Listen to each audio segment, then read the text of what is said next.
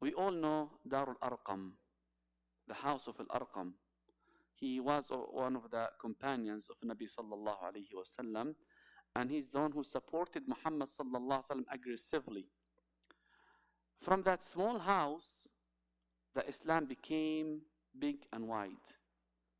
With a small amount of people, few Sahaba, that they used to go secretly to that house behind the scenes in the middle of the night. They don't want Quraysh to see them or to watch them or to catch them. They used to go like, behind the scenes in the middle of the night to go to that Dar al-Arqam. Small house, very small house. Not as big as this, no, very small. They used to go there to learn about Islam. I think people will say, like, how come from that small house the Islam became big and wide? Sincerity, dedication, trustworthy. That's why we have Sakina. She is one of those people. Inshallah, good luck. May Allah make it easy for you. Thank you so much. Yakum, inshallah.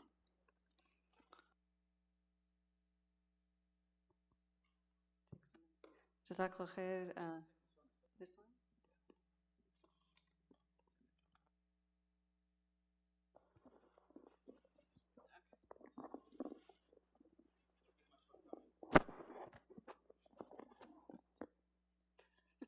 Bismillah. Okay, I guess this works. Alhamdulillah. Thank you all for coming today. We're so excited to present at Medina Academy, our launch program here. Let's see. So wanted to first introduce ourselves. My name is Sakina. I am the school director. Here's a little bit if you want to read through it. But basically, my background, I used to be a Montessori elementary teacher. And the reason I chose to teach at a Montessori elementary school was because it was a place that was full of love, right? When I walked into a Montessori classroom, everyone in the classroom was just full of life, full of love. The way that the teachers interacted with the students was with respect and genuine affection and kindness. And so I really fell in love with the model, and so decided to pursue my journey in elementary teaching, and then shifted because I wanted to grow the concepts from the Montessori classroom to the wider world and become a social worker. So I currently work in clinical practice as a licensed clinical social worker. I specialize in parenting, trauma work, and attachment. And I also would do that. I also work as a consultant. So I go to different schools, different organizations to support them in developing that same style of environments that are welcoming, that are supportive. So inshallah, very excited to support this journey as the first school director. And I say interim because inshallah, as soon as we grow and can hire someone to do this job, I'll pass on the mantle, inshallah. And then I'm so grateful to introduce Brittany, who will be talking about herself, who's our lead teacher. And I was just so excited when she accepted our offer to join this team because, as you will know when you get to know Brittany, she is just someone who loves Allah subhanahu wa ta'ala deeply. And, you can see that in how she is with her own children. And I'm just so excited to have her as part of our team.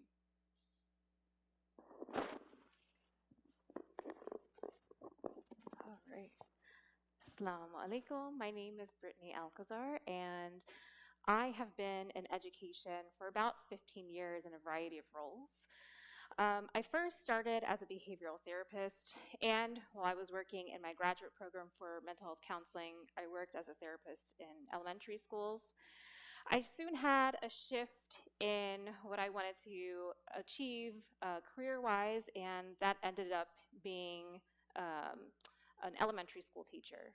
So I was able to work in the I think it's the 6th largest school system in the U.S., Broward County Public Schools, and I worked there for 5 years as a autism teacher. And as an autism teacher, I had a cluster of grades in one classroom, and I was able to modify that instruction to fit the needs of the students as they needed.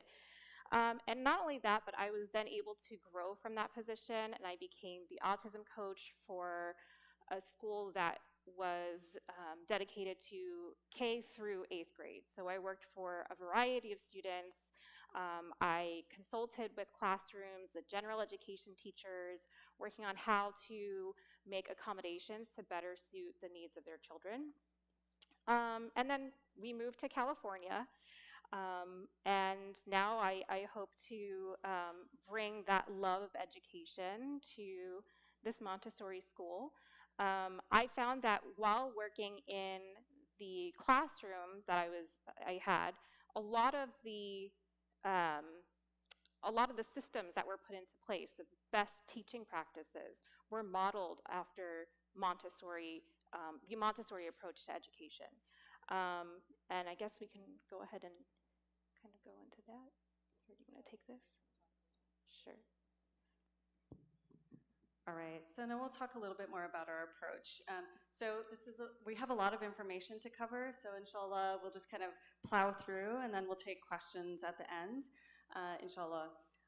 So Montessori is really built around an integrated approach to learning. So we have separate subjects, but there's often overlap, and we teach them in a way where you can see the interconnectedness.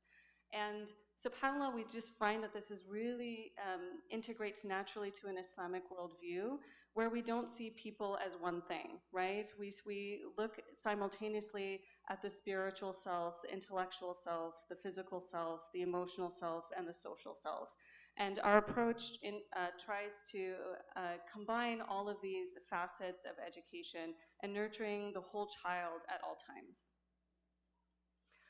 So a little bit about our vision at Medina Academy. We really want to transcend traditional education. We want our children to be inquisitive, compassionate, responsible, academically proficient, but also be socially and spiritually aware. We really want to grow children that are connected to their Lord, connected to their identity as Muslims, without any hesitation and without any bifurcation, right? So that they can fully show up as their full selves. And we hope that our approach is holistic and allows children to understand this deeply. So why Medina Academy? Finding a name for our school took a very long time. And then suddenly it was obvious. So if you may know that here at the Islamic Center of South Bay, our colloquial name or our common name is Masjid an-Nur, right? So Masjid an-Nur is the Masjid of light. And we were thinking about the analogy between Medina and the city of the Prophet ﷺ is known as Medina al-Munawwara, right? The city, enlightened city, the city full of light. And we were thinking that in Medina, it was when Islam firmly took root, and the Muslim identity was fully formed. And that by modeling our school after the city of Medina and that rooting here at the Masjid of Nur, that it would just a fitting term for our school. All right, so we're gonna jump into a little bit more about the Montessori method. It's very different. It's very different if you're unfamiliar with the approach. So we're gonna go through all the facets of the Montessori approach. So first of all,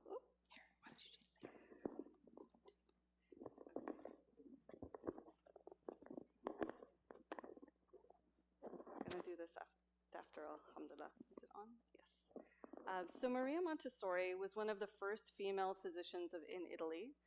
She was a devout Catholic, and as you see, when we have some sample Montessori materials out in the lobby in the Sehen, and one of the lessons that I pulled that I just really love is a lesson that she calls God with no hands. And this is how she launches into a history lesson, and we'll talk a little bit more about that. Her aqidah is a little different, right? So she doesn't her approach to belief isn't exactly how we would frame it as Muslims, but if you have a chance to read through her story, it's very, very interesting how she starts it off saying, or very, very near the beginning, in the beginning there was God, and there was only God. and then talks about the history of the universe. And so as Muslims, there's a lot of analogy there. So Maria Montessori was a devout Catholic, and she started in her role as a physician being brought in to teach kids who were having a lot of difficulty learning. So there was a group of children who were disadvantaged, they were having educational difficulties, and through lots and lots of observation, she developed a teaching method where these kids flourished. They had no problems learning, and she was so excited by this finding that she said, I need to take this methodology to all children, even those who don't have learning challenges.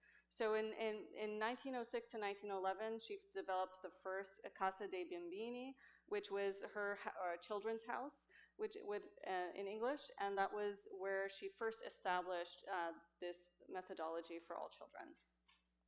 So some key elements of Montessori education, we're going to go through them. So the first element is that it's a prepared environment. If you see a Montessori classroom, you'll notice that there's a very clear order to everything. Everything is very systematic. It's intended to be simple. It's intended to be natural. We use all like natural woods. We try not to have any plastic. It's all everything is designed so that there's an order and structure to support the children. And as you see here, I think what's really interesting about the Montessori classroom versus a traditional classroom. In a traditional classroom, the teacher's standing at the front of the classroom, and all the other children are just staring at the teacher for a big portion of the day. The Montessori environment is very different, where that the child is interacting with the environment, with the classroom, and the teacher just guides them through that process. So it's a much more, the child and the environment is the primary relationship, and the teacher is there as added support as the child interacts with the environment. So here's a picture of a typical Montessori classroom. We have our little globe here to, to support. But you'll notice that even on the globe we have here that the colors are exactly the same as in this classroom. So everything in the Montessori environment is very intentional. But you can see that it's very simple. There's a lot of structure and order to how the classroom is set up. So speaking of the materials, right? So Montessori method goes from concrete to abstract. So we always start with a concrete representation of what we want that child to learn so that they can manipulate the materials prior to trying to think about it cognitively, right? So they always use hands-on materials. So if I was going to present the earth, I would start with a globe, right? And then it would move to flat puzzles that they can manipulate, then maybe tracing the puzzles, right? And then, as they're learning more and more about the continents and the oceans. So we always start with something that's as, concrete as possible, and then we go to the abstract. And then we start with simple to more complex. We also start with big ideas and then go to narrow ideas. So like I said, we kind of start with the story of the universe. That's one of our first lessons. So children have this big bucket to put all their ideas in. So we start with a big concept, and then we start breaking it down into smaller pieces, but simple pieces as it gets more complex. So the Montessori curriculum, I have here like a little snapshot of the curriculum that our training center uses. It's very child-centered. The key areas that we cover in kindergarten through elementary is practical life. So that's learning how to, dust furniture, sweep, pour water, to sensorial, which is, learning the different textures, learning how to pair smells together. Language, mathematics, geography, history, science. So in elementary, it's usually zoology and botany that we start with, and cosmic studies, which is what I was talking about, the story of the universe. So each curriculum area, we start with one concept, again, that builds to another. So that way child can focus on one thing at a time and isn't bombarded with trying to learn too many things simultaneously, that it's one learning outcome per material or per lesson. So as I was mentioning, the role of a Montessori educator is very different than a traditional teacher. And a lot of Montessori settings, they actually call them guides instead of teachers. because the role of the teacher or the educator in the classroom is to support the child in interacting with the environment. So the teacher will observe the children, see how they're doing, invite them to participate in individual and small group lessons according to their needs and where they are developmentally. Montessori teachers, you'll notice, are always smiling. Being very warm and loving is a big part of Montessori practice. Speaking to a child as if they're the most valued person in the world whenever we try to interact with children. We do, again, we introduce materials both individually and in small groups, and we're really trying to spark joy and spark interest in children as they're learning.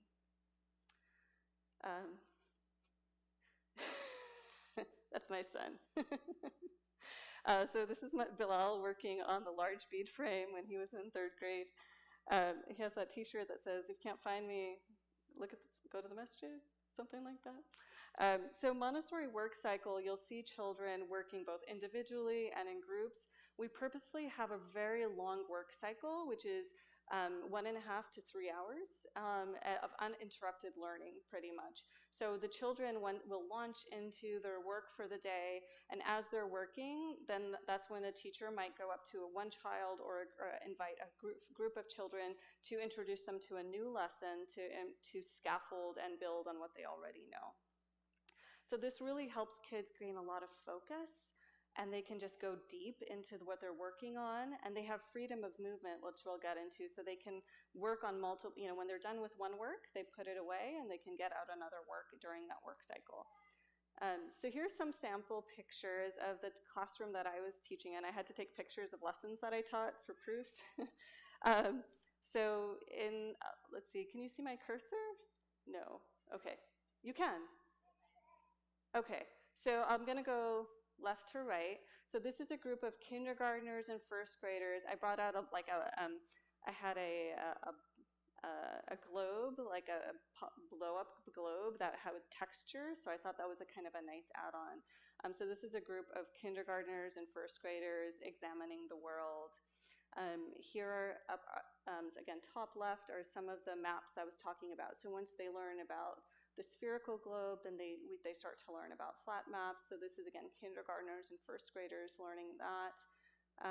This is Bilal, the 3rd grader, doing some sort of writing assignment. I loved this picture here. You have a 2nd grader working on geometry, a 1st grader, I think it looks like she's doing a language arts lesson, and then a kindergartner just standing by watching, really curious about what the older kids are doing. And then this school actually had 1st through 6th in one classroom, so you even have a 6th grader out in the corner looking on at what the younger kids are doing.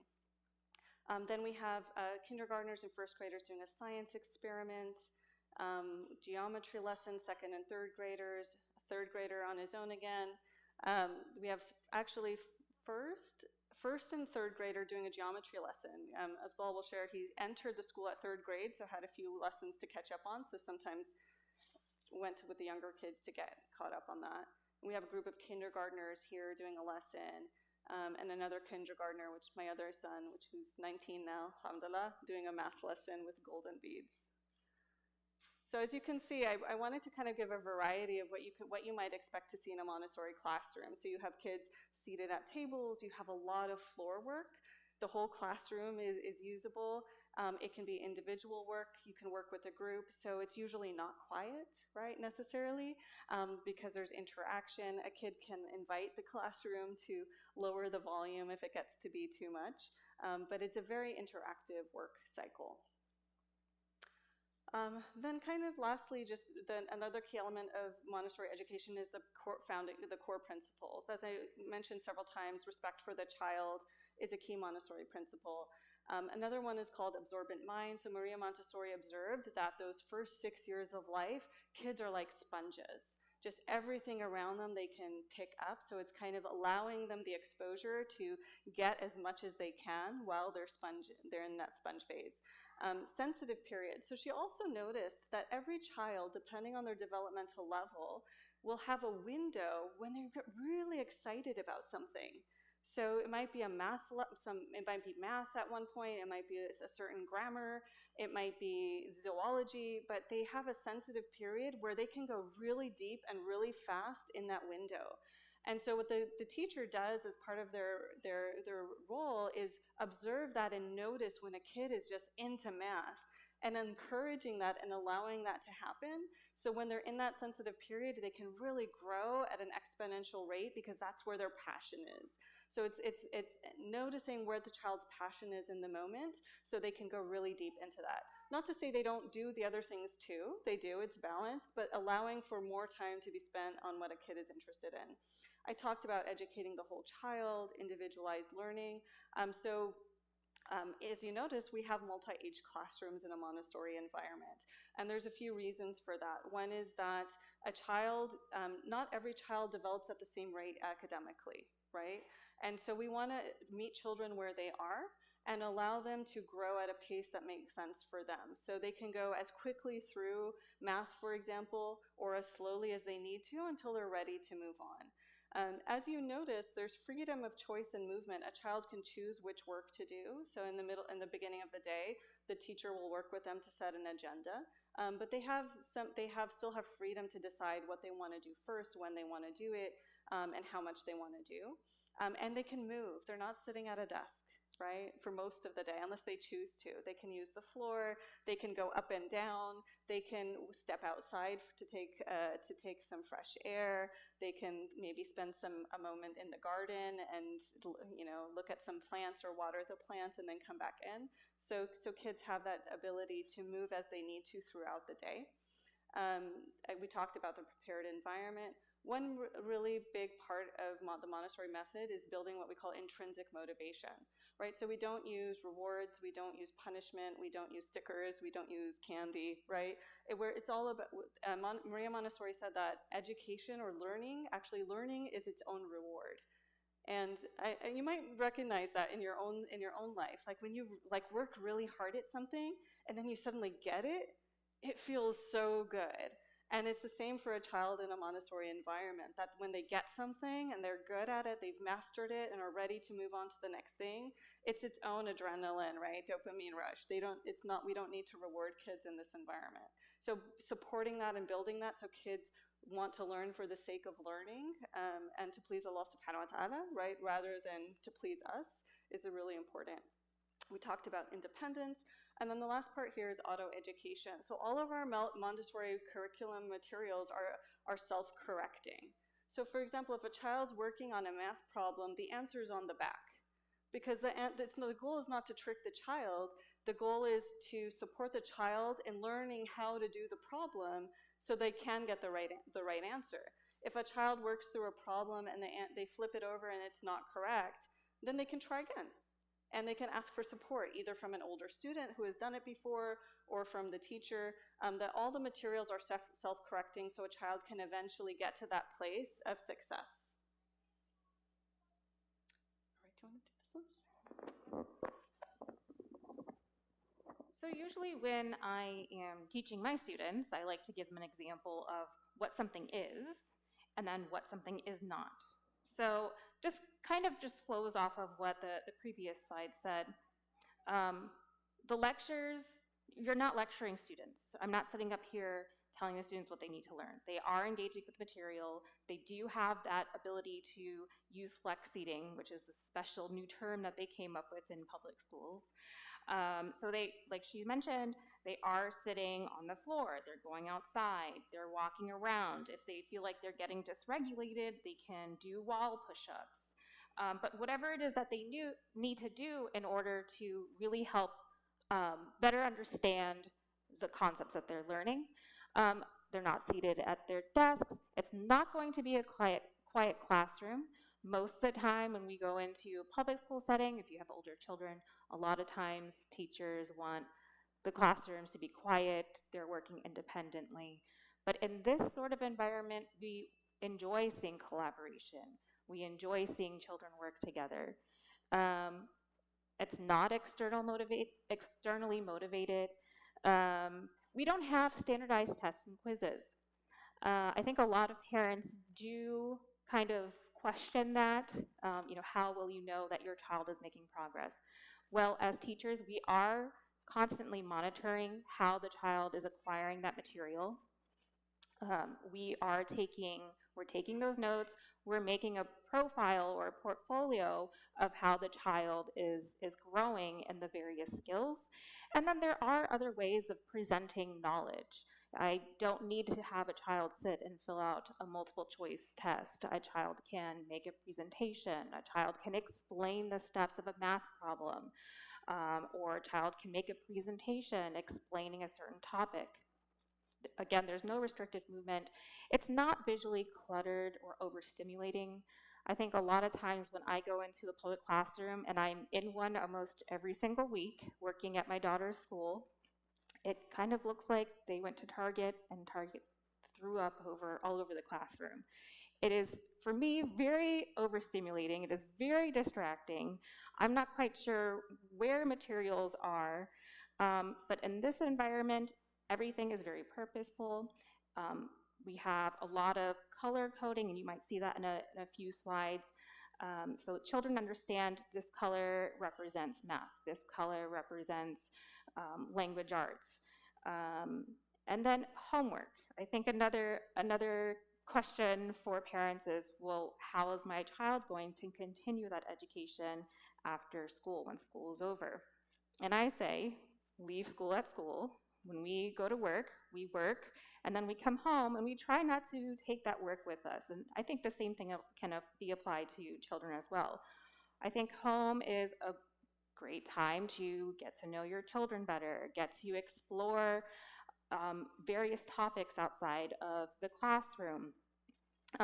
There has been a comprehensive study of 120 research papers that analyzed the effectiveness of homework. And it showed, especially in elementary school settings, that there are so many factors that go into the effectiveness of homework that it is essentially, there's no benefit to the child. If anything, it's going to be a very taxing process for not only the child, but also the parent. And it really eats into that family time, or the small family time that we have outside of work and school. Okay, so why Montessori? Why would any parent put their child in a Montessori classroom?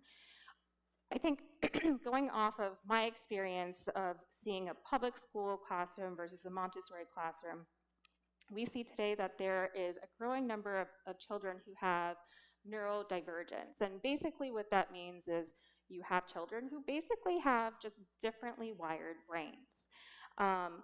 You also see during this period of growth that executive functioning is starting to develop and grow. And I think a lot of times, or with Montessori, the Montessori approach to education, you're allowing that child to really flex that muscle. Your goal setting, you're monitoring the behavior, and also asking the child to self-monitor their behaviors as well. And that also helps with cognitive flexibility. And that also goes back to self-regulation and resilience. And those are typically associated with positive academic outcomes and positive life outcomes. You have an anticipated routine. Everything is visually structured. There, especially at this age group, when students are still learning to read, they are looking at pictures. So we're again going from the more concrete areas to the more abstract. And then multi-sensory approach to academics. Every single concept or every single skill that is taught or introduced in the Montessori classroom is taught in a variety of ways, again, moving from the more concrete to the more abstract. But it's more than just lectures. It's mostly hands-on. You have a variety of ways of learning, and it really helps for the child to better absorb and associate those concepts to real-world concepts, and it's just more meaningful to them. And then going back to the overall design of the classroom, Montessori really encompasses what's called universal design for learning, which is basically best teaching practices. A lot of times in the public school system, we're starting to see more teachers trying to incorporate these best teaching practices, the universal design for learning, and this is just what Montessori is. I think that's it for this one. Oh, accreditation.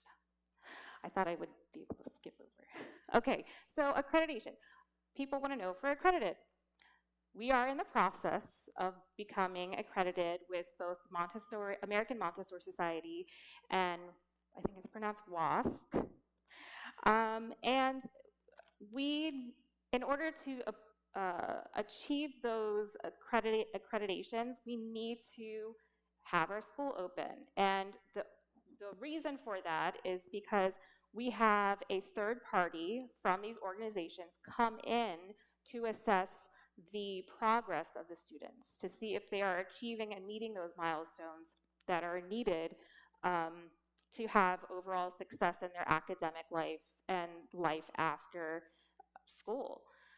It is a year-long process, so inshallah, we have 6 students or more. They'll be able to come in, review the progress of the students.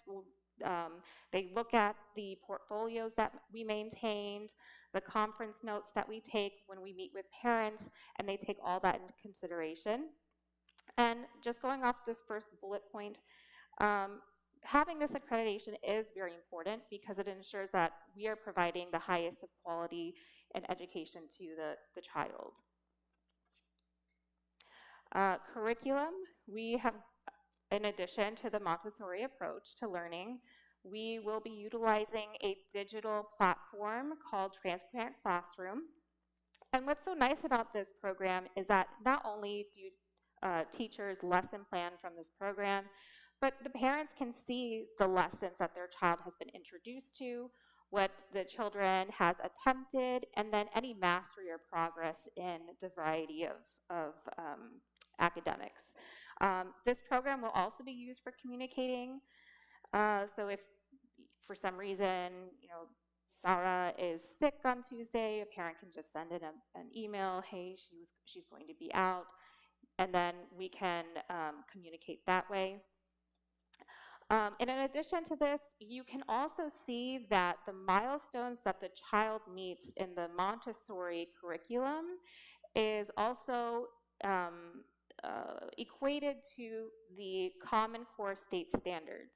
And if you're not familiar with what that is, that's just the expectations that were developed with 48 states and I believe 2 territories to say this is what is needed for a child to be successful in their education and in their career. And not only do private schools utilize Common Core state standards, but so do the public school systems. And then this is just a brief overview of what it would look like from the parent's perspective.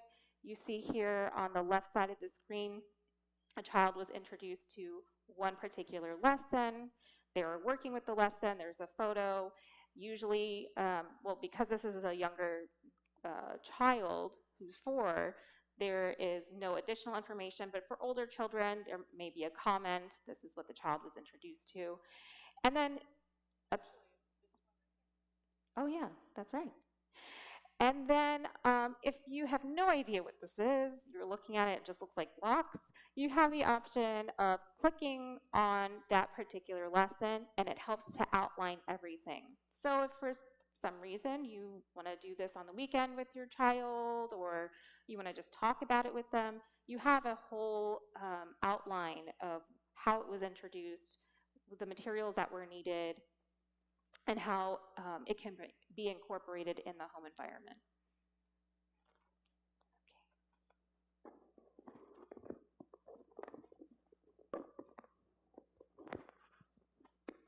All right, so inshallah that gave a pretty thorough overview of what Montessori is, but what about the Islamic school part of it, right? So I'm going to nerd out a little bit on some of like the underpinning theories or philosophies or frameworks that we have and how we think about Islam and how we think about its integration into the classroom.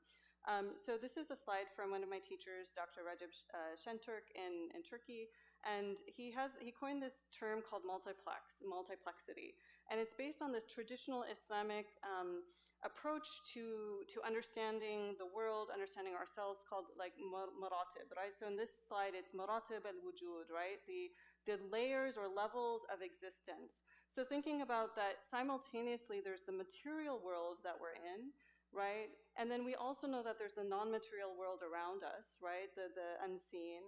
And then there's the world of the divine, or Allah subhanahu wa ta'ala alone. So as we're working with a child, we're kind of always aware of these multiple dimensions. That there's the relationship of me with the child directly, right? There's the materials we're working on, but also knowing that there is an unseen world around us, and that that I'm constantly in relationship with Allah subhanahu wa ta'ala, and so is the child. Right, so always keeping that in mind, that multifaceted approach, that that as I'm working with a child, we're both equally in relationship with Allah subhanahu wa ta'ala and the world of the unseen.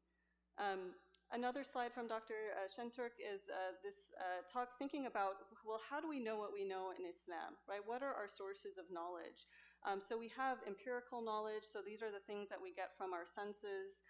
Then there's our rational knowledge, right? What we think about, what we think about, or how we can intellectualize or logic through things. Then there's reported knowledge, right? So this would be the Quran, this would be the ahadith, right? These are the things that come down to us through narration. And then lastly, we have spiritual knowledge, which is not something we can quantify, but we know that we can get spiritual guidance from Allah subhanahu wa ta'ala. So when we're thinking about, well, how do we conceptualize integrating Islam into our school, there will be things that we do that it's based on the senses, right? We will be doing things that elevate critical thought and logic. And we will be doing things that integrate hadith and Quran into our school. And the spiritual knowledge is just experience, right? Being around people who love Allah like automatically strengthens the heart. So as we're thinking about this, that these are all kind of happening within our classroom. Another concept that we use is the Hadith Jibril framework. So if you might be familiar with the Hadith where Jibril alayhi salam comes to visit the Prophet sallallahu alayhi wasallam and his companions, and he asks the Prophet to tell him about Islam, Iman, and Ihsan, and then the Day of Judgment. And so this is traditionally a way to think about the different aspects of Islam, right? So Islam with a lowercase I, right, meaning the 5 pillars, the things we do to submit, Iman being our beliefs, and Ihsan being our efforts at spiritual purification and beautification of the heart, right? And so as we integrate these into our classrooms, I had a teacher said recently something that I really loved. She said, the means to developing Iman is through suhba, or good company, and dhikr, remembrance of Allah subhanahu wa ta'ala. So that it's not going to only be the intellectualizing of, okay, these are the beliefs, right? Allah and his books and his messengers, right? And having kids memorize that, which is good, alhamdulillah. But it's also about trying to instill love of Allah subhanahu wa ta'ala in the heart by bringing his remembrance into the classroom, right? By talking about Allah subhanahu wa ta'ala. By having a loving community so that the Iman can root itself. Similarly, Islam, it's maybe, yes, they might memorize the 5 pillars, but we're actually going to be doing the 5 pillars, right? By having daily prayer, by talking about maybe fasting for an hour. I don't know, I made that up. What can little kids do? But talking about fasting in Ramadan, right? And finding ways to integrate charity into the classroom. And then similarly with Ihsan, it's through that experience, as I mentioned earlier. So how do we integrate this more specifically into Montessori? As I mentioned, the cosmic education model that Maria Montessori developed is grounded in belief of God, in God already. It's only a matter of correcting the aqidah, right, the belief system that she had, because it's there's some terminology we would shift. But there's already a grounding in that. Into our lessons, integrating Quran and Hadith, because we believe that Allah subhanahu wa ta'ala also created, biology, also created math, right? It's not separate from Islam. So later on, I'll use the term Islamic studies, but that's a little bit a wrong term in this methodology, because Islam is not separate from all the other learning. All the other learning is part of Islam, right? So that's part of how we approach it. Also, there's some existing resources out there, because there's a lot of Montessori schools, Muslim Montessori schools all over the world that have taken Montessori materials and have already adjusted the terminology or the language, maybe tweaking it to benefit Islamic Montessori classrooms. So we're going to be using those resources. And then, as I mentioned, that respect for the child, respect for the environment is a really big part of the Montessori philosophy. And that just really coincides with our own concepts of adab, of akhlaq, and just building that into the environment. And then more specifically,